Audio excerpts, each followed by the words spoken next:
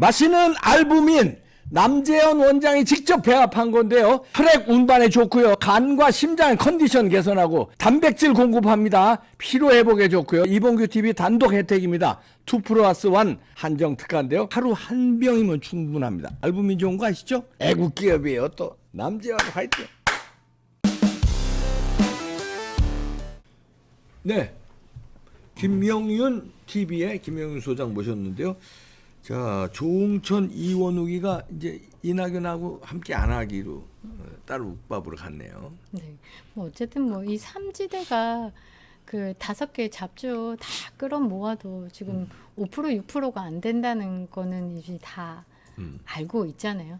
근데 여기 그 이낙연의 중텐트가 박살이 난 거 이준석의 효과라고. 이준석 효과. 네, 이준석 효과라고. 이준석은 뭐 제가 뭐 그때도 말씀드렸다시피 핵 폐기물급입니다. 핵 폐기물급. 핵 폐기물급인데 요것만 닿으면 사실 방사능은 치료가 불가능하잖아요.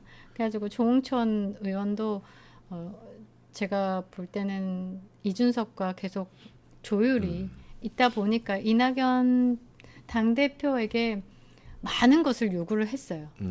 근데 지금 이낙연 신당이요. 거짓말 좀 보태서 99.9%가 이낙연 지지자들로. 그래서 저는 이원욱 의원도 사실 잘 모르지만 조응천 의원은 이준석처럼 패널 정치 많이 했잖아요. 네. 그래서 얼굴은 읽는데 이 두 사람이 가지고 있는 지지층이 그렇게 많이 없어요. 이건 내부에서 들어오는 거고 당명, 당헌 이걸 가지고 굉장히 언급을 많이 했대요. 개혁의 미래당이 뭐냐.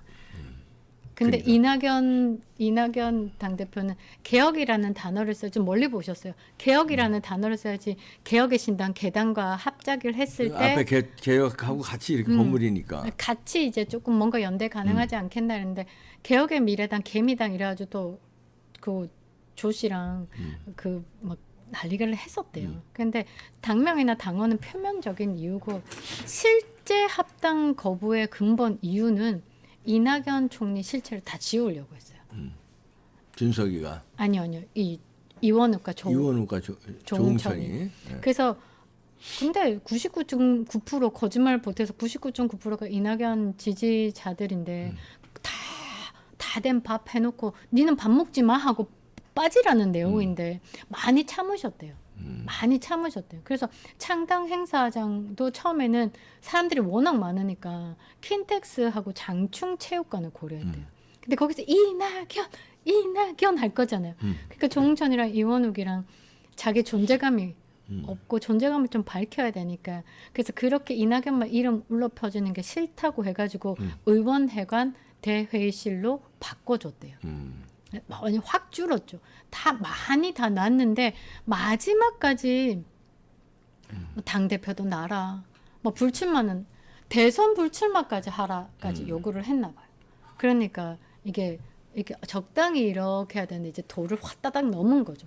그러고 이제 이 패텐트가 찢어진 건데요. 여기에 이원욱은 이준석과 합당을 계속 요구를 했다고 합니다. 그러니까 이준석과 계속 연대가 있었겠죠. 이원욱이는. 그러니까 저는 제가 볼 때 이 모든 것이 이준석 효과다. 처음에 빅텐트 치자라고 했을 때 걱정됐었어요. 10%, 11% 저기에 조국도 이준석과 연대한다고 약간 뭐 잽잽잽 날리고 있으니까 이러면 문제가 있을 수도 있겠다 생각했는데 텐트 찢은 게 이준석이 시작이잖아요. 그러니까, 이준석 시작으로 저기는 이제 끝났다. 아작이 났다라고 봐야 되는데 이 조응천이라는 분이 사실 제가 오늘 좀 포인트를 잡은 게 조응천이요. 네, 조응천이 마지막에 돌고 돌아서 국민의힘에 올까 싶어서 미리 막고자 지금 조응천에 대해서 한번 얘기를 해보려고 하는데 일단 새로운 미래는 저 두 분이서 창당을 했고 김종민과 이제 이낙연의 공동 대표로 저기는 조금 탄탄하게 갈 것 같아요. 지역 기반도 있고 그다음에 이 당에서 인천 계양에 지역구 낸다라고 얘기를 하거든요. 그러니까 이재명의 금배지는 조금 더 희박해졌다. 저는 보고 있고 이제 조금 당을 제대로 갖추고 있고 저는 총선 이후에 더불어민주당에서 박살이 난 쪽이 이쪽으로 들어와서 여기 이낙연 당은 새를 좀 키울 것 같고 문재인의 책략에 빠져든 이재명이 가장 기피하고 싶었던 이낙연 본인의 대선 가도에 가장 걸림돌이 되는 이낙연의 문재인이 지금 사활을 걸었다. 이낙연 대통령 만들기 위해서 지금 여기에다가 지금 올인했다라고 보고 있거든요. 여기는 이제 커질 거예요. 총선 이후에. 근데 제가 왜 조응천에 대해서 이야기를 하고 싶냐면요. 요거 다음 사진 한번 띄워주시면 네, 다음 사진이요. 20대, 21대 국회의원으로서 조응천이 더불어민주당 경기 남양주시 갑에 있습니다. 네. 근데 조응천이 걸어온 길을 전으로 보면요. 각 정부마다 다 있었어요. 김대중 정부의 행정관 민정수석실에 네. 노무현 정부의 부패방지위원회, 이명박 정부의 국정원 특별보좌관, 박근혜 정부의 청와대 공직비서관.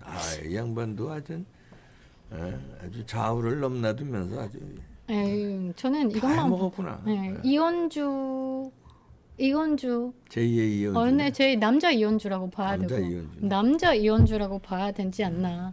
민주당의 입장에서 김대중 정부 지나선 배신하고 노무현 정부에서는 또 배신하고 이명박 정부에 배신하고 또 박근혜 정부. 그러고 다시 민주당 입당해서 20대, 21대를 달았어요. 그다음에 친명으로 가려고 하니 찐명이 있었던 거예요. 그러니까 찐명에 밀린 거죠. 찐명에 밀려서 양지를 찾다 지금 말은 정의를 찾는다, 공정과 상식을 찾는다라고 얘기하지만 공정과 상식에 또 다른 일을 하고 있어요. 지금 그 이낙연을 깨트리고 나온 게 이낙연이 사당화가 싫다. 이낙연 이름 다 빼라라고 얘기를 했잖아요. 그러면서 지금 이준석과 연대를 하겠다라는 거. 이준석은 완벽히 누가 봐도 이준석의 개당은 이준석의 사당이에요. 근데 이낙연은 안 되고 이준석은 된다? 이건 공정과 상식이 안 맞는 거예요. 네. 그러니까 말은 그냥 공정과 상식인 거예요. 민주당의 민주가 없든. 그런데 지금 조응천과 이원우 그분은 입에 이제 이원우 존재감이 없어. 너무 없어. 너무 없으니 이준석의 이 존재감을 가지고 조금 본인을 어필하겠다라고 또 이준석의 활용 가치가 있으니까 그러니까 독인 객인인데 이낙연과 이준석과 독인 객인데 그래도 조금 이준석이 조금 파급 효과가 있다라고 생각했는지 그쪽을 자꾸 이제 찌르는데 말이 안 맞는 거예요. 이낙연의 사당화가 싫다는데 이준석의 사당화로 가겠다는 게 말이 안 맞는. 이재명의 사당화가 싫어서 나와서는 이낙연 사당화 안 된다면서 이준석으로 간다는 거는 안 맞는 거예요. 근데 지금까지 해온 길을 보니까 가능하겠다. 남자 이혼주다. 양지만 찾아다니. 그러니까 저 화려하네요. 아주. 네, 화려해요. 그래서 탈당한 그 친명으로 갈아타는 중간에 방송 나와서 굉장히 이재명의 대장동 그다음에 뭐 불체포 특권 포기 전에 옹호했었지. 많이 옹호했죠. 이재명 엄청 옹호했었어요. 그러니까 그러다 나중에 또 이재명 까더라고. 왜냐하면 찐명한테서 밀렸는 거예요. 그러니까. 네, 찐명에게서 밀려서 지금 어쩔 수 없는 탈당, 삐져서 탈당, 이원주와 뭐 별다를 게 없는 거예요. 저는 그렇게 봐요. 그래서 지금까지 보면 남자 이현주. 네. 그래서 양지만 찾아다닌 거예요. 그래서 제가 아까 초반에 말씀드렸다시피 이상민 의원도 국민의힘에 입당하셨으니까 또 그거를 빌미로 국힘에 다시 돌아오겠다라고 이야기할 수도 있겠다 싶어서 요거만큼은 차단 지대로 해야 되겠다. 그럼. 본인의 인지도, 얼굴 좀 많이 팔리는 인지도를 가지고 국힘에 들어오겠다 놓고 칠 수도 있겠다 이런 생각이 드는 거예요. 왜냐 지금까지 걸어온 길을 보니까 양지만 찾아다녔어요. 근데 국힘에는 아니 돼 올시다를 이야기하고 싶어서 여러분들이 국힘에 노크할 가능성이 크네. 커요. 예. 지금까지 걸어온 길 보면 걸어온 길이 저러니까. 정권이 바뀔 때마다 양지만 찾아다녔어요. 근데 지금 험지잖아요. 빅텐트가 갈갈이 찢어졌는데. 그러니까 지금 이 철새 정치, 해바라기 정치를 하고 있다는 거죠. 정권의 해바라기 정치를 하고 있는 거예요. 그러니까 이거는 철새를 조금 더 업그레이드한 정권의 해바라기 정치인이라고 봐야 그러니까. 되겠죠. 그래서 저는 국힘엔 절대 들어올 수 없다. 거기서 중텐트를 치든 우산을 치든 뭘 하든 소멸의 길로 가라. 저는 지금 이 삼지대가 사실 문재인의 서포트로 이낙연이 살아날 거라고 저는 봐요.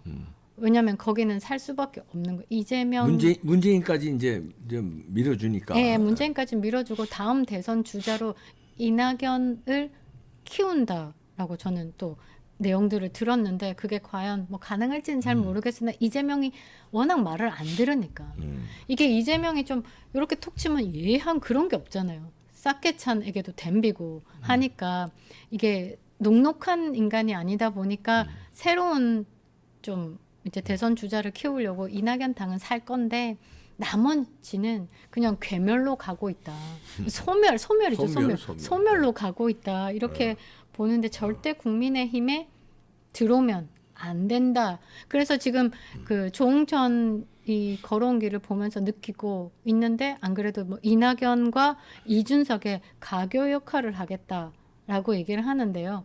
이낙연 측에서는 가교 역할 필요 없다. 뭐 그런 거 생각도 하지 말아라라고 이야기를 하니까 이제 끝났다. 근데 아까 좀 이렇게 사담을 좀 나눴는데 말씀하셨을 때 또 나중에 어떻게 될지 모른다라고 하셨잖아요. 네. 워낙 비열한 정치판이라서. 아니 이 조홍천이가 국힘에 기웃기웃하다가 국힘에서 안 받아주면 또 이 준석이랑 합칠 수도 있어요. 조홍천이가. 그러니까요. 저렇게 왔다 갔다 한 사람인데 무슨 짓은 못해. 자기가 금배지 달라면 무슨 짓이든지 할 사람들이거든. 이런 이현주나 조홍천이나. 그러니까요. 그런데 저는 양향자도 요즘에 그 방송에 나와서 이제 개혁의 신당에 대해서 하소연을 한다고 하는데 개혁의 신당이 버틸 수 있을까? 뭐 지금 총선이 60일 조금 남았는데 저는 돈도 없고 사람도 없고 후원도 안 되고 그러니까 개혁의 신당 같은 경우는 한번 생각해 보면 만약 후원금이 100만 원이라도 들어왔으면 저 이준석 같은 스타일 한 1억 들어왔다고 뻥땡이 칠 그렇지. 인간이거든요. 그러니까 후원도 없고 지금 인재 영입도 안 되죠. 사람 당원도 양양자가요. 나중에 뭐라고 이준석한테 배신당했다고 난리 날 것 같아. 이거 돈도 이제 쓰고 양양자가 그러니까. 이것저것 이제 급배지 다르려고 그랬는데 막판에 이제 잘못돼가지고 지지율이 반토막씩 나가지고 3% 안 될 것 같은데 가만 보니까 난 돈만 다 썼어. 준석이는 언론에 막 어떻든 뜨고. 그러면 이제 근데 준석이가 자기를 그래도 매시면 비례 1번으로. 근데 그게 나중에 틀어져가지고 뭐 이상하면은 대판 또 싸웁니다. 준석이 스타일이요. 또 대판 또 양양자가 뭘 잘못했네 내가 쏘갔네 이러면서 또 손학규 끌어내듯이 양양자 또 끌어내려고 그럴 거예요. 그러니까. 조심하십시오 양양자 의원님 당합니다. 아이고 조심해야 돼요. 자나깨나 이준석 조심하시고.